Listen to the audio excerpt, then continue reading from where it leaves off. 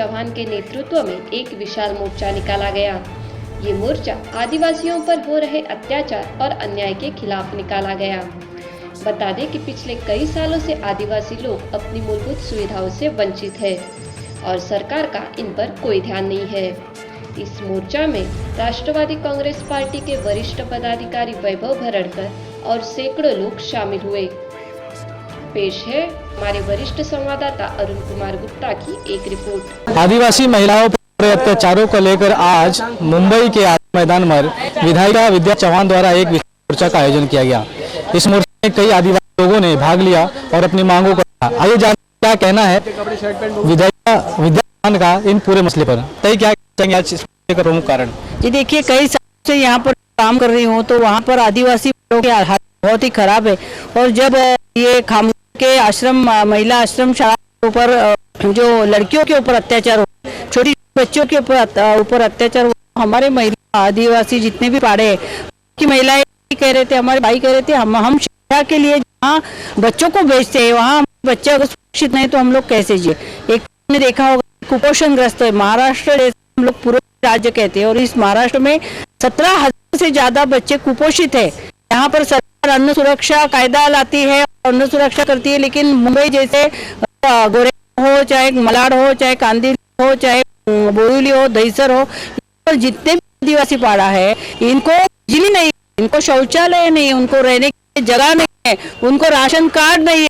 कुपोषण होगा तो कैसे होगा? ये फडणवीस सरकार कर रही है। तो हमारा कहना यही है कि यहाँ पर लोगों को कितने हमारे आदिवासी है जिनकी जमीन नहीं थी, यहाँ पर हमारा सचिन आया है या अर्जुन भाई आए हैं, यहाँ पर लोग जिनकी जमीनें थे जहाँ खेती करते थे, आज बड़े बड़े बिल्डर ने टेंट बना दिए और ये लोग कहीं पे जाके रहते हैं, कैसे गुजारा होता है? उनके बच्चों के ऊपर अगर अत्याचार होते हैं, कुपोषण होता है, तो इसकी जिम्मेदारी किसकी है? फडणवीस सरकार की है। ये सरकार क्या कर रहा है? विष्णु सावरा जी पालघर में वहाँ पर मंत्री है जो आदिवासी, खुद आदिवासी है, लेकिन यहाँ आदिवासी के सुरक्षित आदिवासी नहीं है, उनको खाने पीने के लिए नहीं है।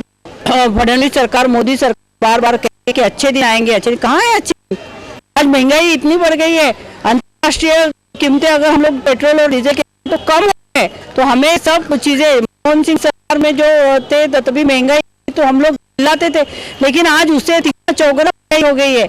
आज अच्छे दिन का जो गरीब हो रहा है और रिलायंस से लोग है, अंबानी अदानी लोगों के अच्छे दिन आए, गरीबों के कहाँ अच्छे दिन है? मध्य कहाँ अच्छे दिन है?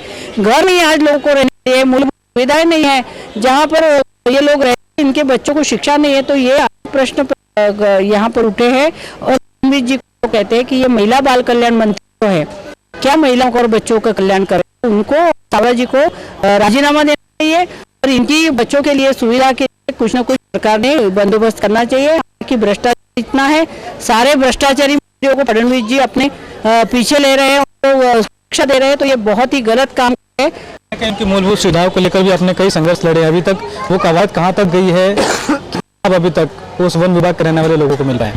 बहुत सारे, मुझे बताने में खुशी होती है कि हमारी जब सरकार थी 15,000 12,000 लोगों को आज हम लोगों ने में यहाँ पर घर दिए, पक्के मकान है सरकार की तरफ से, लेकिन इसके लिए हमारे लोग झोपड़पट्टी झुग्गी झोपड़ी के लोगों ने यहाँ पर आंदोलन के मिले। बाकी सब लोगों को यही पर मिलना चाहिए, ये हमारी मांग है। पानी मिलना चाहिए और हमारे वैभव भराड़कर है उनके सब पूरी उनकी जो टीम है बहुत सारा काम दिन रात कर रहे हैं। लोगों को पानी मिलना चाहिए, बिजली मिलना चाहिए, लोगों के पक्के घर मिलना चाहिए, उनको सुरक्षित जीवन मिलना चाहिए। यहाँ पर अगर गुंडागर्दी होगी तो उसको भी कम करना चाहिए। इसके लिए हमारे लोग, हमारी औरतें रोज ये प्रयास कर रहे हैं और कम से कम मूलभूत सुविधा लोगों को मिले, इसके लिए हमारा प्रयास है। बिल्कुल कहना इस पूरे मसले पर फडणवीस सरकार बात कर, कुछ आदिवासी महिलाएं मेरे साथ में, इस प्रकार की आप मांग करेंगे सरकार से? सरकार से मांग तो करेंगी, मांग कहाँ पूरी होती है? मांग तो करने के लिए करते हैं, बाकी पूरी तो होती नहीं है। ये आज हम लोग बचपन से यही मांग करते आ रहे हैं। आज बचपन से जो घर था वो भी हमारा तो लिया गया है, तो घर रहने के लिए घर नहीं देती, मांग क्या हमारी पूरी करें? हम लोग कहते हैं झोपड़ा हमारा खींच के बिल्डरों को दे दिए, जो जमीन रहते थे वो बिल्डरों को दी गई है। तो लोग खेती से काम करके खाते थे तो खेती मिलता था, वो भी करने नहीं दिए, गुंडागर्दी करके इन लोगों ने गुंडा बेच के हमारा जो था वो भी घर ले लिए। जी बिल्कुल, कहीं ना कहीं जो कवायद थी वो पूरी तरह से की जा चुकी है।